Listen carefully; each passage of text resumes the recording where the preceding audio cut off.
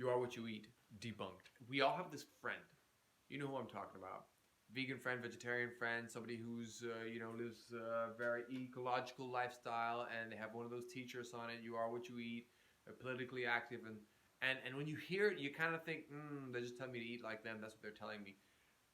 Well, I used to feel that way for a long time, and if you don't, well, I guess you're less cynical than me, less judgmental than me at a time. But that phrase has kind of grown on me recently because it's come to mean a lot. And I'm going to start with I'm going to debunk it. I'm going to debunk it so people can stop getting mad at that. And so even you, who has that vegan friend who says you are what you eat, you can stop them and go, yeah, I know what I mean by that. Do you know what you mean by that? And let's have this debate, and you can steal all my take all these points and get into that conversation and depth in that notion, and make sure people are saying it and they mean something profound when they say it. And so I'm going to start with my friend and psychotherapist. She's not my psychotherapist. She's a psychotherapist and a good friend of mine, Valentina Kiricalo, medicine woman in training, amazing human being. She has put me on to this guy who I've watched YouTube videos of, and I've recently listened to Paul Chek podcast with him as the interviewee.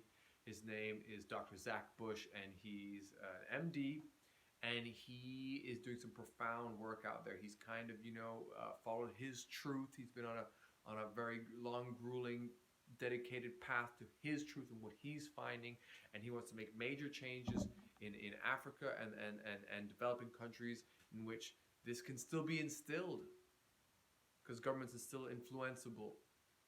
And he wants to point out, and also because there's a lot of industrialization in these countries, and he wants to point out that to a certain extent his theory is this: our health is a direct reflection of how much our environment is supporting us or wants to support us. And so his thing is that most ailments, most mental health disorders,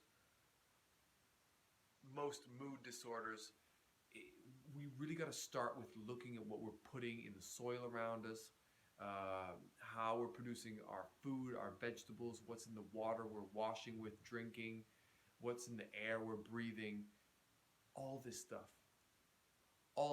guys. And I've started to, the more I look into this, it started to look like me, like this is kind of what's meant by we are one with the universe, that we are one. There's no separation between us and the universe. Is that like what we actually become, our health, our sense of alignment, our sense of intuition, our capacity to trust ourselves, our a leg up in let going trauma. It's not going to do the whole work, but it's definitely going to give us more, just a healthy vessel is an easier vessel to operate, especially through navigating the rough waters of our psyche and what we might want to help in ourselves and what we might want to heal in ourselves. And I know that my journey with this stuff started or got really accelerated, especially as I started to open up, have downloads, have my awakening. I needed to really check my health. I needed to check my grounded. I needed to check this vessel, this body in which my consciousness is housed, and keep it ready, prepared, well fueled, well energized, well rested, and just as healthy as I can in terms of a nutrition standpoint, air I'm breathing, water I'm drinking. And I still live in a big city. I still live in London, and I question this all the time. Eventually, obviously, I want to settle somewhere that is more open air. I want fresh spring water if I can. I want to follow all my idols, such as Paul Chek, Joe Rogan, these guys who really live a beautifully healthy lifestyle.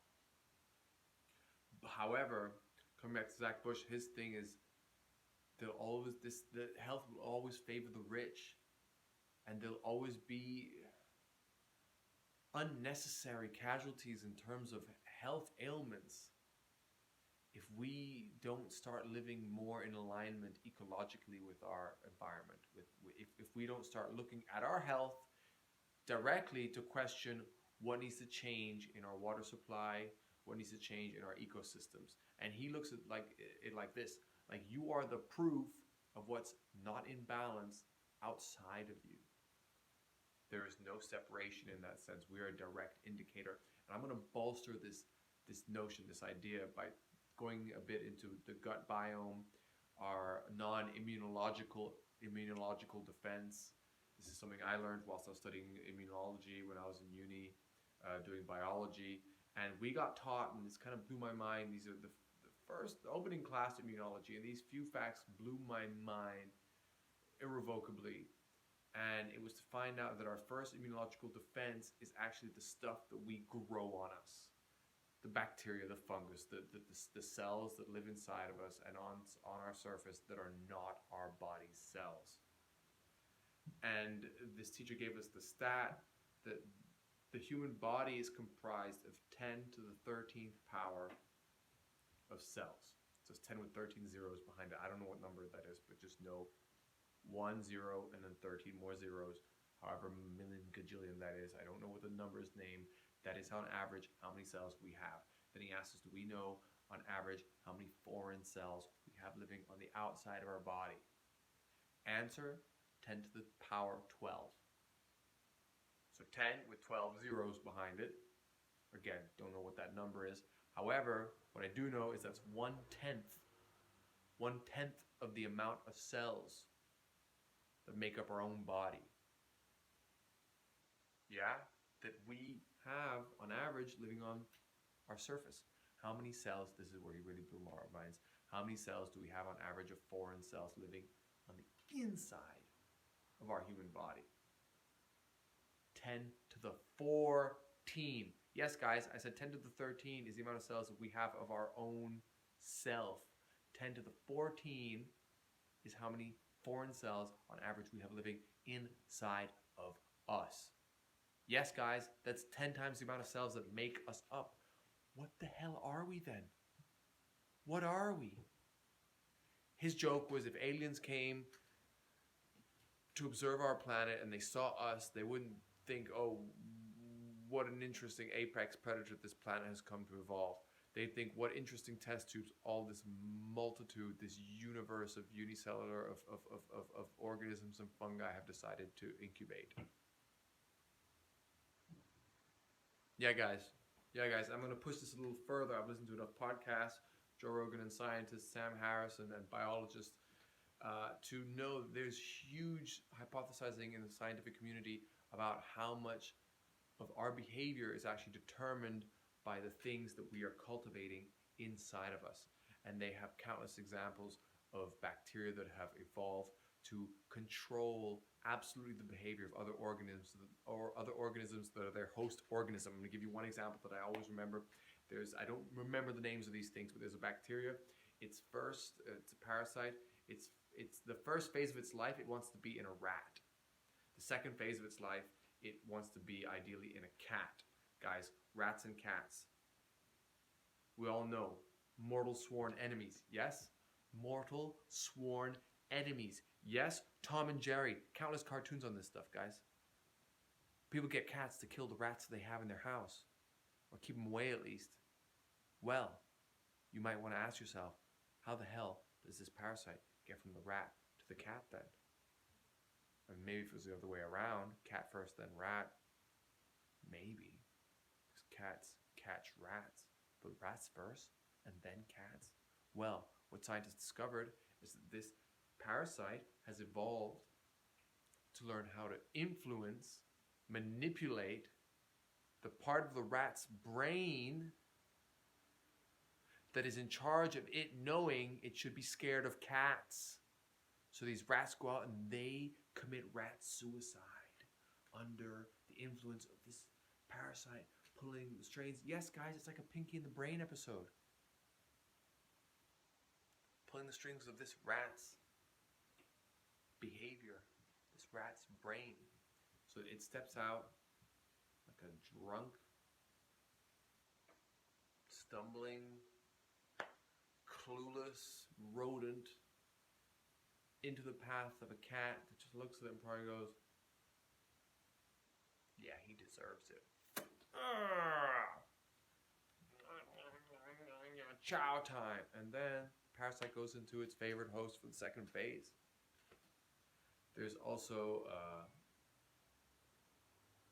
parasite I heard of. If I'm quoting this correctly, its initial host, it wants to be in a locust. But then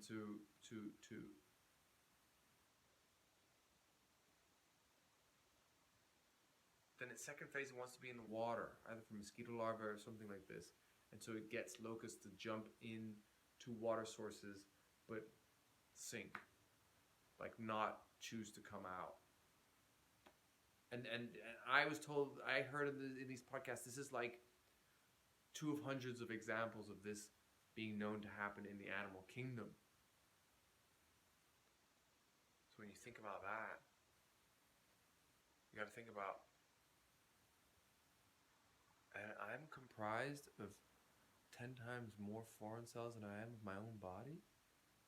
But on average, like everybody, like on average, like the average human, like not someone who doesn't shower enough or lives in piles of garbage or brushes their teeth or doesn't mouthwash or forgets to floss or forgets the soap underneath their ears or between their toes or exfoliates or moisturizes or wears deodorant or sanitizes their hands or all of these things.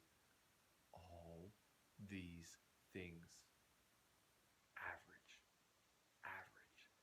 Average human being. No matter how many cosmetics, beauty products, sanitizers, cleaning products you live with, how many times you wash your hands, how many times you go swim in the ocean where it's the salt iodizes cuts and wounds and whatever else, doesn't matter. Whatever else. And that is our default. I'm going to give you guys a moment to wrap your brains around that. I'm going to give you a moment to wrap your brains around that. A lot of people out there are going, ew, right now, I hate this guy. No, I don't want, no. Turn it off right now. Turn it off right now. It's like, don't believe it. Gonna do my research. Full of shit. Gotta be. Because their whole sense of calm depends on rejecting this fact. The amount of people they've called, they've told off for habits that actually kind of don't matter in the end. All these people told you, yeah, sanitize too much. It affects your immune system. You don't want to get rid of the good bacteria too. Turns out we're kind of mostly made up of the right kinds of bacteria, guys. And this is the example that the immunology teacher back in university gave us for how deeply this is entrenched in the way the body functions. And he gave us this example. I know it's okay, it's a bit of a scandalous example. I didn't make it up, it was the one I was given, okay? I didn't choose what the teacher was going to teach us, but like, bear with me. So he went straight to the epithelial wall of the vagina, the female vagina. The epithelial wall is like the outer lining layer of cells. Well, I skipped a part. He said, what are the two parts of the body, the human body, known to process glucose into glycogen? So sugars into fats and break them down again. And it was the liver and the epithelial cells of the female vagina. He said liver, we all know why. It's part of the metabolic process, stores it, and then breaks it down later. So the epithelial cell walls, the only reason they could discern is because the metabolic byproducts, so the byproducts of this process of turning glucose into glycogen, created the right kind of environment to cultivate or to favor, is the word they use, a certain type of bacteria which keeps the pH in there basic. Because that bacteria is less harmful than ones that will cultivate an acidic milieu. It's culture wars. Culture wars, guys. I wonder if it feels like that for the bacteria. We don't want the blue bacteria coming in here and taking over what we got. What's the technology that we can use in this epithelial cell wall? Negotiate with the host. That's probably what it's like. Evolution, baby. I'm reading right now about Entangled Lives. It's a book about fungi. Yes, fungi. I'm reading a book about fungi, guys. It's fascinating. I feel like it traces all of evolution in looking at fungus. So I'm learning little things like it's because of fungus that plants made it onto land. They created the root networks that prepared for that journey. Because mushrooms are kind of like a root network, a neural lace under the soil. But anyway, the chapter that I've gotten to that's relating to this is about lichens, and lichens they have an algae part, so a photosynthetic part, and they have a fungal part, which kind of hosts and protects. And technically these are two lineages of two completely different organisms, completely different branches in evolution, and they just kind of did this thing the book calls horizontal leap instead of a vertical one, which is what they're used to. What scientists believe was the only way things evolved, was a common ancestor. I know I won't go too much into the boring stuff, but they did one of these. It's because they had such a reason to come together that they found a way to become one organism, and that one organism looks completely different. Lichens look completely different than its separate parts. The book states it's by Merlin Sheldrake. By the way, it's an amazing book. I would suggest it to anyone out there. The writer states it as a verb. To lichen is also a verb as much as it is a noun. And so there's something like that, guys, going on between us and the bacteria in our body. And Dr. Zach Bush would even go as far as to say that the balance of bacteria in our body is a sign of what's healthy in our environment. So how much our health is supporting us is a sign of how much our environment feels healthy supporting us. That's why we have a responsibility towards this stuff as much as towards ourselves. The harmony of ourselves is the same as the harmony of the environment. And we'll only realize what that even means once we start to correct it. So, and I know this, and this was my awakening from cutting out all refined sugars, oils, gluten, all that hard stuff. So guys, yeah, I was that guy. I was that healthy dude from your work, that bro who's like intermittent fasting and biohacking and do all this stuff. And guys, to be honest, I didn't know why I was doing it. I was doing it because I heard about it on Joe Rogan. No, I knew why I was doing it. I was doing it for mental health reasons. I was doing it because I moved to London. I was super stressed, and it was a relationship that was not serving me. I was finding it hard to adapt to the city, and I was bloating, and I looked like I put on 10 kilos, but I hadn't changed what I was eating, and I was exercising just as much, so it made no sense. So I knew it was stress, I knew it was depression, I knew it was stress bloating. And I had a girlfriend at the time who had a severe anxiety disorder, and I put her onto some Joe Rogan podcast because I saw some things that helped me. And I thought I could share the wealth, not coming from my mouth, but coming from, the mouth of specialists on a podcast, and just share the love from the lessons that I learned that might solve some of the things that she suffers from.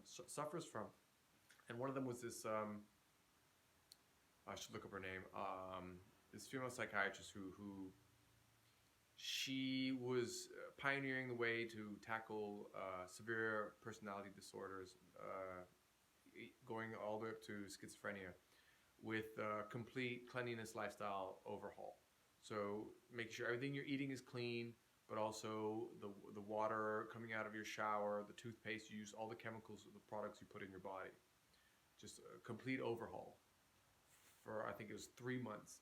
And my ex couldn't afford, this psychiatrist's package of like help, but she did get as much of the free information as she could, and she did a complete diet overhaul. And I kid you not, within 2 weeks, she started to be a different person. It was crazy to see. All of a sudden, casual conversations were not fraught with landmines. But more than that, you just saw it in the way she walked. Just more open, just more joy, more buoyancy, more, just like her being was expecting things in a more grateful, optimistic, like just expecting things, just being expectant of life, being open to it, being happy to see it, being. It was weird, guys. And her eyes, guys, you know, they say that eyes are the window to the soul. Oh, if you're malnourishing your soul, you see it in people's eyes, you know? You know, you see when someone has a bit of a sociopath stare, or they're numb, or they're blank. Guys, I teach at schools, and I can just tell by the kids who play too much video games.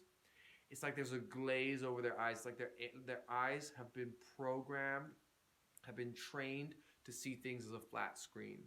It's like they're not seeing depth in what they're interacting with, and they're interacting with life like it should respond to them, like the remote control, and like the fact that it doesn't respond to them like a remote control, like for their PlayStation. It's traumatizing, or it's frightening. But that's also, I'm going to get into that, because that's also, you are what you eat, and I'm going to tie that in. But coming back, her eyes were just brighter and looked like they were just taking in the world more, just with the joyous expectancy. And I looked at her, and it improved more and more. And I thought to myself, I'd be an idiot not to try this. I'd be an idiot not to try this. So I followed, whilst I was staying by her, I ate like she ate, and I took it home with me. I learned everything she had to say, cut out the sugars, cut out the gluten, cut out the processed oils. I went a bit further. I went keto, because another friend of mine who'd been researching keto said that that's supposed to really help with mood disorder. Sharpen your focus, and it did, guys. I swear it did. When I was very hard, like very more, I wasn't fully keto, but I was fat adaptive. I found out there was a difference, that if I was keto, I'd have to even check the calories in my vegetables, and I wasn't ready for that. But I did this thing where I was having, something like 30% protein, 30%, let's say 60% fats, and maybe 10% carbs, maybe 15% carbs, depending on the day. I knew the days that I wasn't working out, I would have like a handful of berries, because I heard that they're tart, so they're less sweet, so you get your vitamins without as much sugar as certain other fruit. And on days that I was going to the gym, I realized I needed a bit more energy, so I would eat a sweet potato. And that's it. My body got used to it. And I ate so much cheese and olives and oil and olive oil and avocado and nuts. And I was eating like fatty meats. I was eating bacon and steak, and making sure I ate the skin on my chicken. And so I started to feel the effects from that. My bloating went away. I got way more focused. I was super inspired. When I spoke to people, they listened more. I just could see people looking at me like, "Ooh, this mother, does he know a bit of everything about everything?" And I did start to learn a lot more about everything, because when you learn about how you function, again, tying this back to the Zach Bush thing, you can branch that out. You can branch that out and have an idea of, or even just when you hear about travesties in water sources and things like this, when you hear about certain biological facts. I love biological facts because I studied at university. You kind of you put yourself through the experiment. You put yourself through the conscious journey, the conscious changes, where you're observing what it does to you, because you want to know if you've made the right choice. You observe it in someone else, and you start to realize this is acquired wisdom, and you start to feel more connected with things around you. But guys, again, what it also taught me is that change is a conditioning in the body. It's a conditioning. Nothing happens overnight. The sugar gave me sugar withdrawals. I've said this on another podcast, but for 2 weeks I had flu-like symptoms. The gluten, not such a hard one. Body wanted to let go of the gluten really easily. But do you imagine, sugar gave me withdrawals? That means the sugar had a demand on my body. That means something that the sugar grows is creating a chemical dependency. That's what that means, guys. That means this stuff is fused with you in some way. And what I started to realize was this. So after this, like 6 months to a year of being very clean on my diet, when I would eat these things, when I would cheat, when I would have sugar again, when I would have gluten again, I would feel what it did to my body. And I would think to myself, oh, surely this isn't new, because how could I become intolerant to it all of a sudden from cutting it out? I wasn't intolerant to it before. No, what I think was happening is that its effect I was living with. The same way I was feeling there, I was living with its effect. But my brain was correcting for it.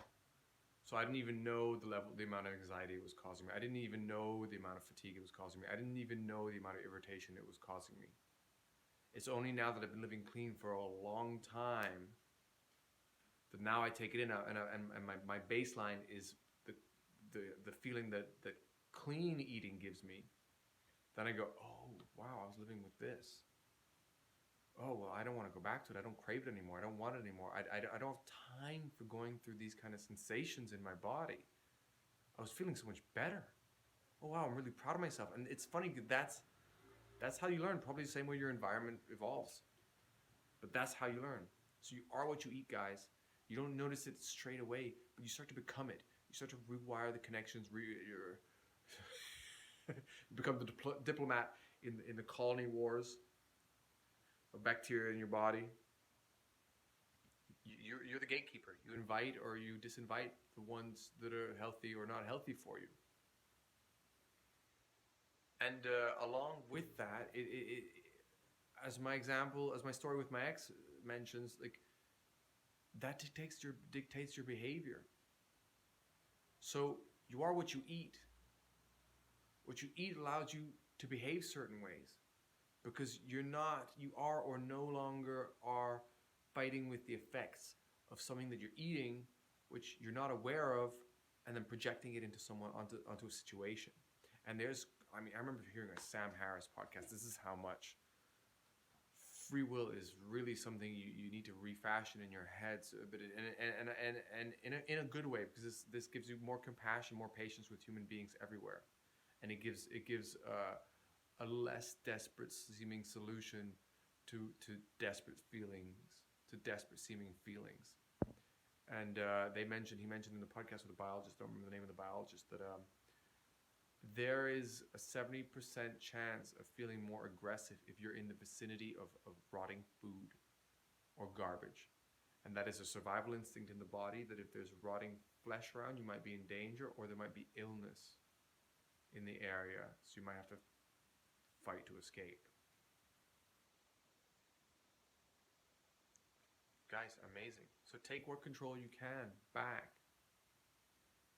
And stop behaving in the way that these less healthy colonies want us to behave. You know, I mean,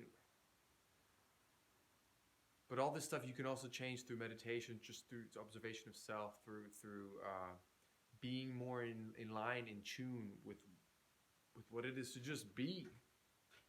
And in one of my meditation, why I meditate, I say, because faster is not smarter. And I think we all have that we all know that person who, because they're intimidated by certain levels of intellect, they've developed a talent, a muscle, a strategy of being like really suggestive really quickly. Like if I can scroll through whatever I've heard, whatever information, doesn't matter what it is, scroll through it, toggle through it quickly enough and suggest things quickly enough, I confuse the other person and I seem convincing, and I'm sure that's what that other asshole's doing anyway. And you know that's what's going on in their head. And maybe it's because the bacteria colonies in their body aren't letting them take in what's real, because the bacteria have an alternate agenda. And then they need you to keep these animosity-led ways of conversation or competitive-led ways of conversation alive, so that you can have the withdrawals and need the comfort eating that those emotional situations fill you with. You know, and to those people that when you meet someone who is doing the work, and you're seeing just the natural effects of it, and that person is kind of being brilliant through naivete, which I think is what it starts to feel like. You start to feel brilliant through naivete. You're more emotionally mature. You're more grounded. Your memory recall is better. You see through situations more clearly. And from someone who's not doing that work, it just seems like someone who's just showing off. But that's projection. So what you eat could cause projections, because the feelings that you're fighting through when you've had sugar or gluten or whatever it is that you're intolerant to, and you're seeing irritating behavior in what your friend's doing, but the truth is there's something that you don't know that your brain is corrected for, that's a sensation in your body that's actually making you irritated. And just whatever you're seeing becomes irritating. And it could be because of what you're eating. It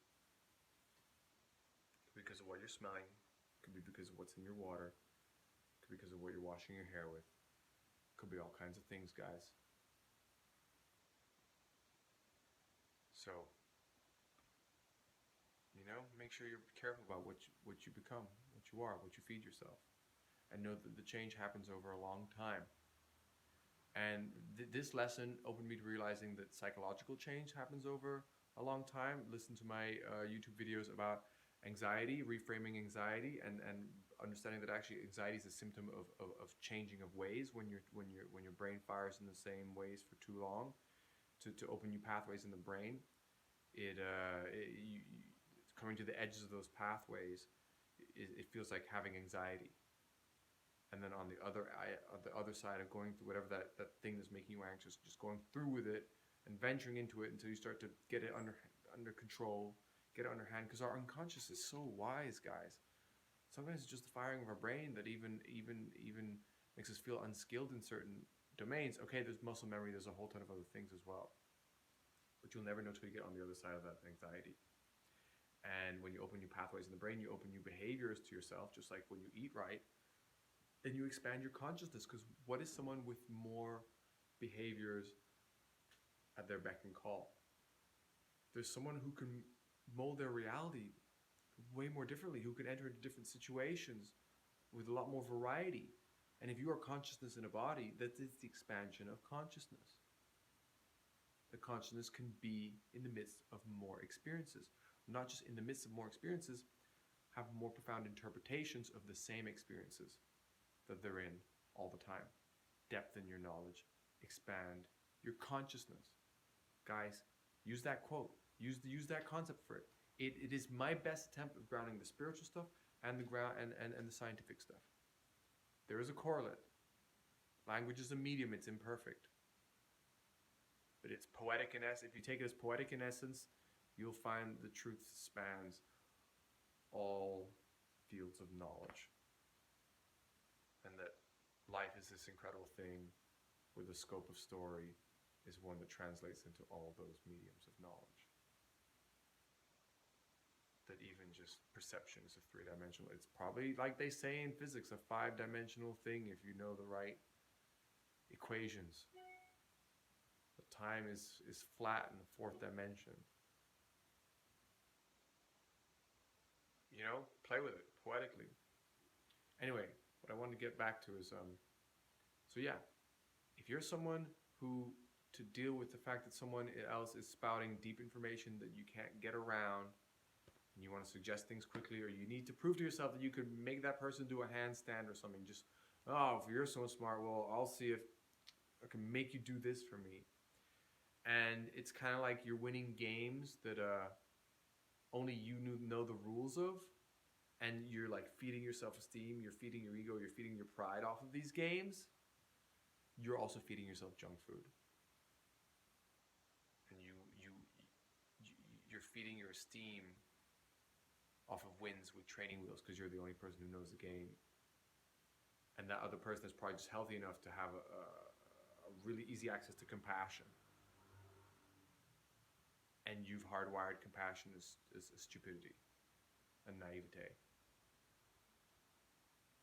Guys, what are you feeding yourself? What are you feeding the world around you? What are you encouraging, and what are you becoming? Not just you, but everything that you're linked to. When you make other people have to have contingency plans against someone who just finds it hard to listen and take in information from someone who has a reason to know it. Don't use knowledge as just a thing to look good, guys. Be wondered by your own knowledge. Live it, find it. If you have the loudest voice, make sure you've earned it. Because you are what you eat. And if you eat knowledge like it's makeup, like it's just going to make you look good, then you're covering your unhealthiness. That's all you're doing. So guys, change your diet, learn some deep stuff. I'm going to go more into the knowledge part in another YouTube video. I don't want to make this one too long, but this is really something I want to talk about.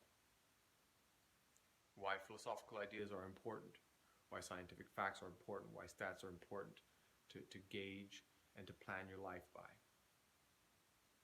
At least as a tool. But anyway, that's going to be for another video, so stay tuned. For now, I hope you've enjoyed this. Debunking You Are What You Eat. Healer Holland, dedicated space cadet. I've had real joy doing this one. I've wanted to do it for a while. I'm probably going to do a part 2, maybe a part 3, maybe revamp this in the future, put in more facts, expand it more. I just want to get videos out there that people can get the essential stuff in a good amount of time without, without not having signed up for a podcast. So lots of love out there, guys. Like, subscribe. If there's stuff that I didn't mention you want me to mention, put it in there. If there's stuff that inspired you, please leave a comment. If there's stuff that you don't agree with, or you want to fact check on me, because my memory is, I don't remember the name of someone or the name of the parasite, or please help me out on that. Please, I would be so happy. We want to link the Joe Rogan episode.